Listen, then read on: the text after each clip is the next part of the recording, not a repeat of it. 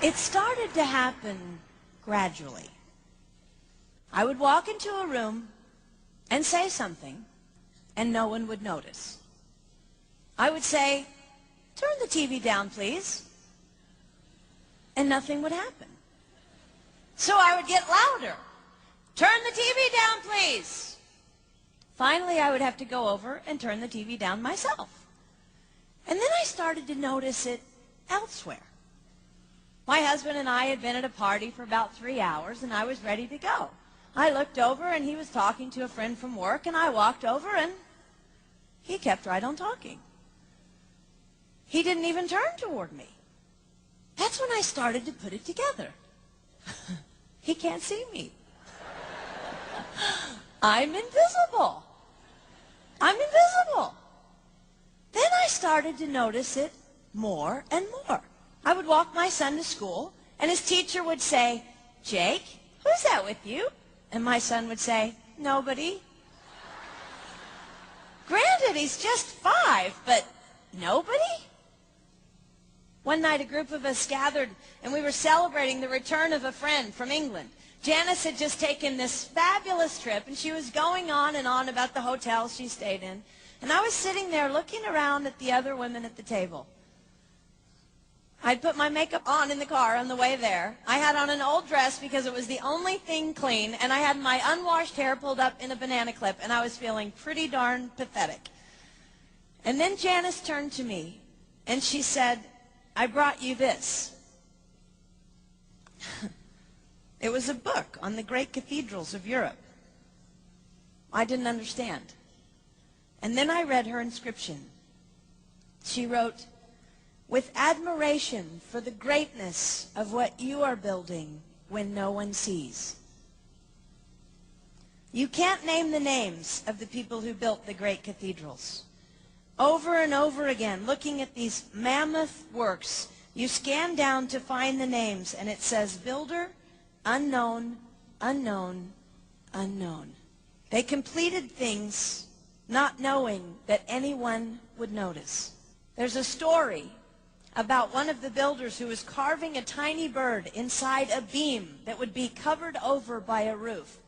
And someone came up to him and said, "Why are you spending so much time on something no one will ever see?"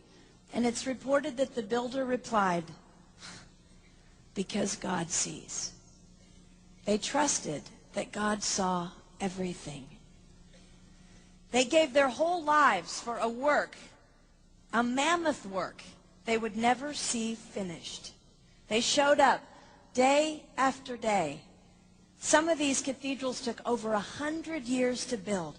That was more than one working man's lifetime. Day after day. And they made personal sacrifices for no credit. Showing up at a job they would never see finished, for a building their name would never be on. One writer even goes so far as to say no great cathedrals will ever be built again because so few people are willing to sacrifice to that degree. I closed the book, and it was as if I heard God say, "I see you. You are not invisible to me. No sacrifice is too small for me to notice. I see every cupcake baked, every sequin sewn on, and I smile over every one. I see every tear of disappointment when things don't go the way you want them to go.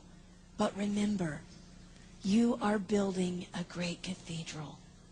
It will not be finished in your lifetime, and sadly, you will never get to live there. But if you build it well, I will." At times, my invisibility has felt like an affliction to me.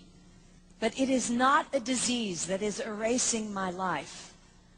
It is the cure for the disease of self-centeredness.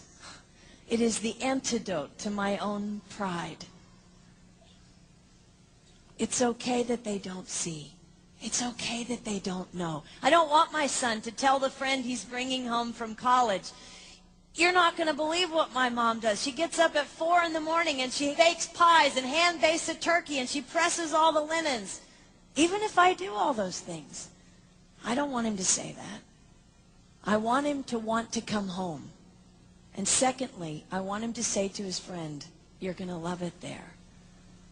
It's okay that they don't see. We don't work for them. We work for him. We sacrifice for him. They will never see. Not if we do it right. Not if we do it well.